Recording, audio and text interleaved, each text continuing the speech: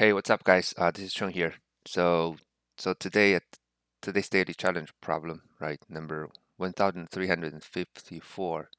Construct target array with multiple sums. So this one is a very tricky problem. Yeah, to be honest.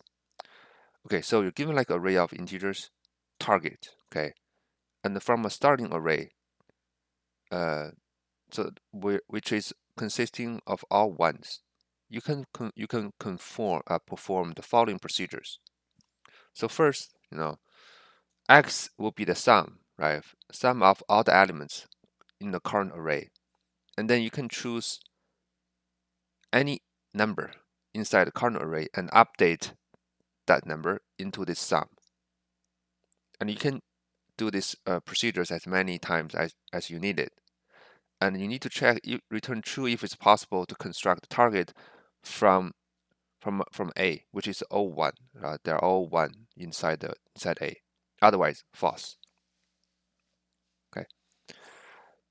So for example, right, we have this 9, 3, and 5. So we start from 1. So at the beginning, the sum is 3, right?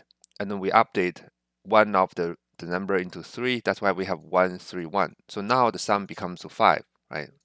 And now we update this 5. Oh, sorry, this one into 5. And in the end, so now the new sum is 9. Then we update 9 uh, at the first one. That's why we have this 9, 3, 5. Okay. As you guys can see in the second one, actually this one 1, 1, 1, 2, actually there's no way we can update it from this one, because obviously the sum is 4 already, right? And then that's why we cannot get 2. Yeah, and so here are like some constraints here, right? Okay, so a naive idea approach, not a approach, a naive thinking process will be we'll try to update any numbers, any value here, basically at the beginning we have all 1, right? I mean, so we just try to update any ones to the sum, right? And then we try to update them one by one.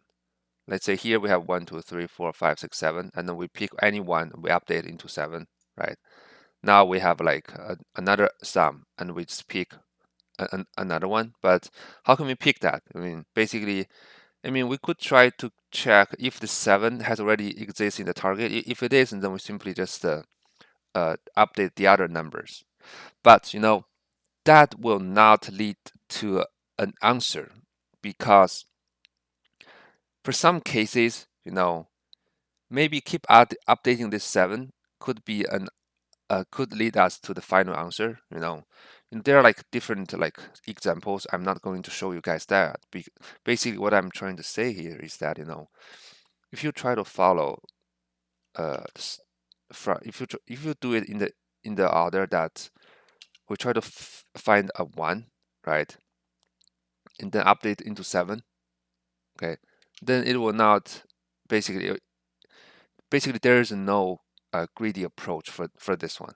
Basically, if you want to do it, basically you have to try to update all the numbers, uh, each numbers with the current sum, and then you just keep going and going, right? But obviously, with this kind of length here, it will definitely TLE, because every time you have to do this like 10 to the power of 9, 10 to the power of 5 possible branches,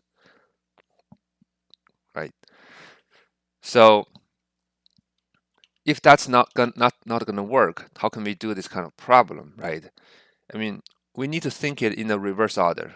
Basically, if we cannot, if it's hard for us to get from 1, 1, 1, 1 to 9, 3, 5, how about you? How about we try to get you? We try to check if the target can be changed into this 1, 1, 1, right? If that's the case, then we also have the answer, right? So if we take this one 9, 3, 5, right, as an example, right? How can we change it back? Basically, this is the final step, the final state. We already know that, right? And how about the previous state, right? Because now I think we might already find a pattern because from the starting state to the next state we have many options here, right? We could update any of the numbers, but if we're going backwards from the current state, there's only one path to the previous state. Why is that? Because remember, the sum is always increasing. Okay, so that's why so the current step will always have the bigger step, a bigger sum than the previous step, which means that the last number we updated must be the greatest number among all the numbers here. That's why that since the 9 is the greatest number at here, we know that the number got updated in the previous step must be this one, right?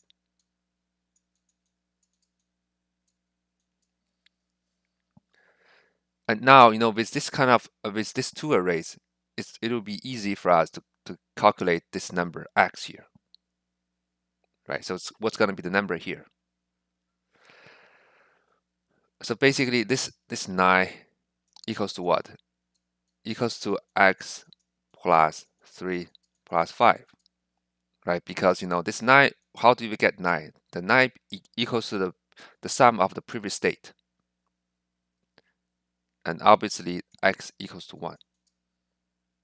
Okay, so that's why we have the previous state we already find it. So then the 1, this is 1. And what's next? Of course, we're gonna follow the same pattern here, right?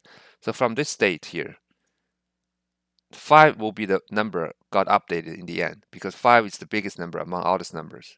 That's why we're gonna use the same formula to keep going back forward. So now we have this 1, 3, and x. Okay, now we have 5 equals to 1, sorry, equals to x plus 1 plus 3, right? That's why x equals to 1. Okay, and that's why this is 1. And so in lastly, right, we have 1, x, and 1. Okay, now we have 3 equals to x plus 1 plus 1. Now the x is equal to 1. Now everything is 1, right? That's how we get the answer. Cool. And yeah, that's basically the idea here. And how can we implement this solution here? Since we're going to we need to maintain basically the biggest number of the current array. We can use like a priority queue, right, to help us maintain that.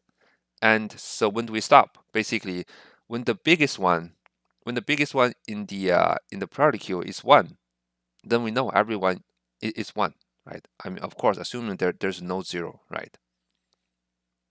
And that's it, right? I mean, that's gonna basically be our first approach here. And we'll and the and actually there's an issue here because and we need to do some optimization on it. But let's try to implement the first one first. At least you guys can get the idea, and then we can work on the optimization on top of that.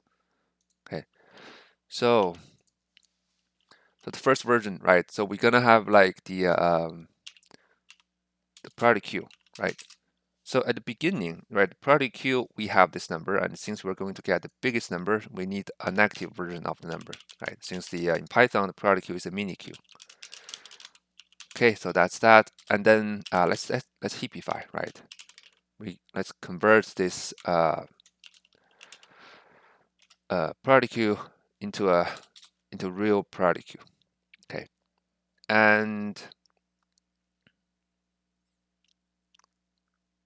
so what's next? Oh, and since we need to get the 9 equals to x plus 3 plus 5, right? And we need this 3 and 5, right? And we don't want to calculate 3 and 5 every time, right? That's why we can maintain like a total numbers. I mean the current total numbers, and then we can subtract the 9 from the total, and then we can get the 3 and 5, right? So yeah, otherwise we have to loop through the entire array, which will be too slow. So okay, that's why I'm going to have like total at the beginning. It's going to be this one, right? Sum of target. Okay, cool. And now while the priority queue of 0 is greater than 1, right? So again, this one is, since we're storing the negative number. So as long as the biggest one is still greater than 1, then we know, okay, we haven't finished that, right? Which means there's still like a number which is greater than 1, which means we still have to keep going back to the in the start state. Okay, so and that and that priority queue 0 will be the biggest one for the current array, right? So we're going to have like max equals to this one, right? I'm going to pop that out. Okay, and then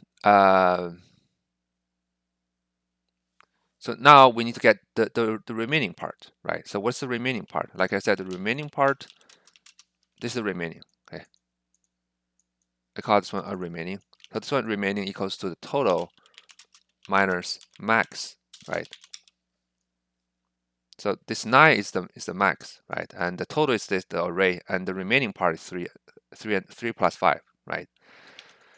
And now we can get uh, the x, right? This x here, where I mean this x is the is what is the you know, this one is a little bit confusing. You know, this x means the sum, but you know here maybe I should call it. So that's why I call it a pre. How about the pre? I call it the pre number of the pre number of this current max. So the pre will be what? Pre will be the max, right, minus the remaining, right? So that's how we get this pre here. Pre. Okay, and here we can get do a like simple check, right? So if the pre is smaller than 1, then we return false, right? Which means that, you know, if we get like a pre number which is not a valid number, then we know, okay, there's no way we can going back to the initial state, just like this one, right? We have a 1 1 1 1 2, right? So for this one, okay, yeah, sorry. So for this one, I mean the sum is 5, right? And the 2, right? So and the remaining is 5 minus 2 is 3, right? That's the remaining, and the max one is 2. So 2 minus 3 is 1. It's minus 1. It's pre, right? So pre, as long as the pre is not is equal smaller. Sorry, it's smaller than 1. Then we know, okay, it's impossible for us to going back because this pre is it's an invalid number in that case. All right. Otherwise, right? Uh, otherwise, yeah. Otherwise, we just push the new number back to the priority queue, right? So that we can continue our traversing. Remember, it's gonna do a negative number, right?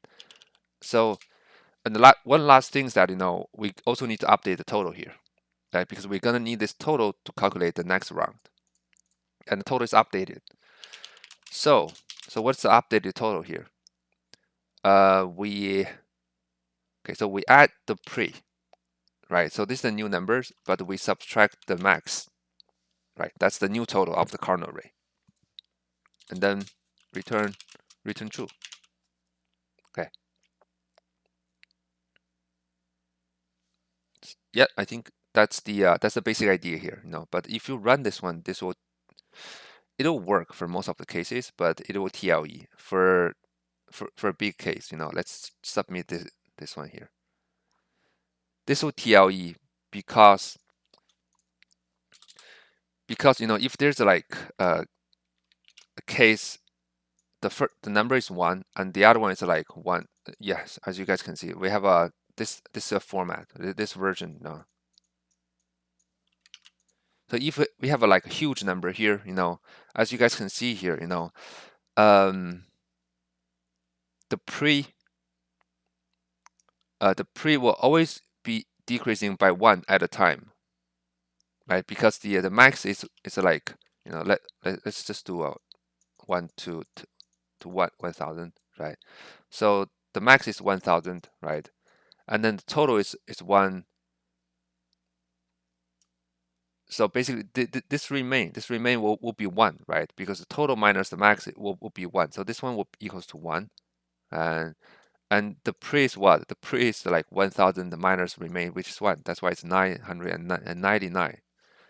And as you guys can see, if that's the case, we have a while loop, but we're gonna only decrease 1 at a time. That's why when this number is pretty big, we're gonna have a TLE in this case, right? And yeah, so how can we solve it, right? I mean, it's not that hard actually. So for example, if we have like 1, 3, and then like a 1000, right? So the first time we have what? We have 1, 3, what? This is gonna be uh 996, right? Yeah. And second time again, right? 1, 3, and then we have a 992, and so on and so forth, right? 3, 988, right? Now you have seen the pattern. So basically, every time we're decreasing this remaining number, okay, until we have reached a smaller number, right? That's why a simple improvement will be, instead of like only decreasing the remaining, we can do a modular of the remaining, so that we can quickly decrease this one down to the level of this the next available number. Okay. Okay, but since we're changing this subtraction to a modular, there are a few things we have to be careful. Okay, so let's take a look. What do we need to change here? So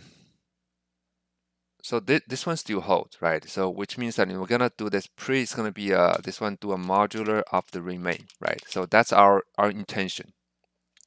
Okay, but if we change that, something has to be changed as well. First thing is that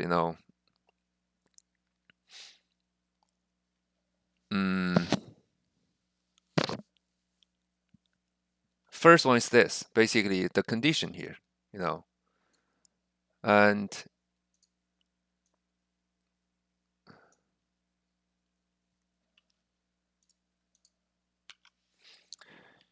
for the case of 1 to 1000, right? If we do this kind of modular here, like I said, the remain will be equals to 1. If we do this one, the remain is what? So if the remain is 1, we do a max modular 1, so the pre will be the same as uh,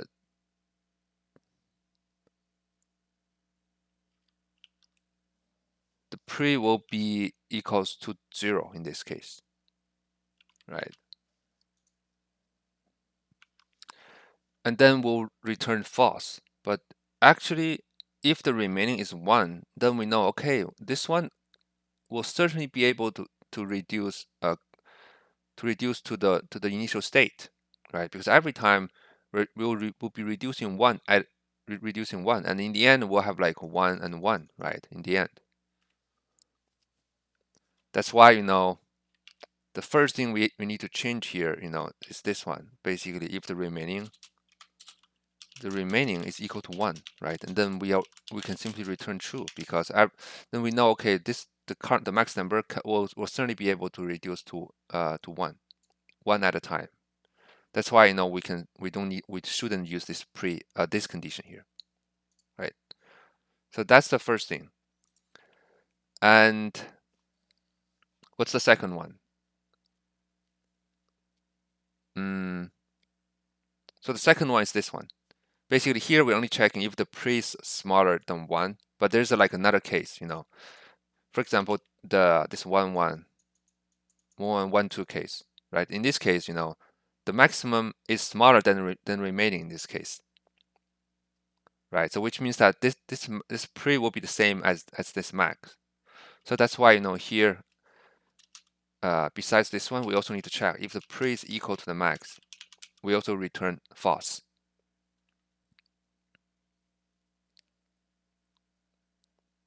Yeah. Yeah, I think that's it, right? I mean, that's the two changes we need to make here. And if I run the code, okay, accept it, right? If I run this again, divide. Oh, I see. Yeah, actually, there's a special case we haven't covered here, which is the single number case. Because let's say if we have like three in the only one number here, if there's only one number, what's gonna be the answer for this one? Actually, for the three number, the only possible answer here with a single number is one, because the number itself will be the number itself will be the total, right? So which means that if the target is 3, and since we're starting from 1, right? If the starting point is 1, so which means that we'll never be able to increase this sum. That's why this one will always be 1, no matter how many times we have done these procedures. That's why the only possible valid case for a single letter is 1. Okay, and why this one failed is because if we have 3 here, right, and 3 is greater than 1, and we just we pop this 3 out, right? Now the remaining is what? Remaining is 0. Okay, and we try to do a modular with 0. That's why we throw the exception, right? That's why we can do a simple check at the beginning. Basically, if the length of target is equal to 1, right? And then we simply need to check. We check if the target is equal to this 1 or not. Okay. And yeah, so if I run this code again, so now it passed, right?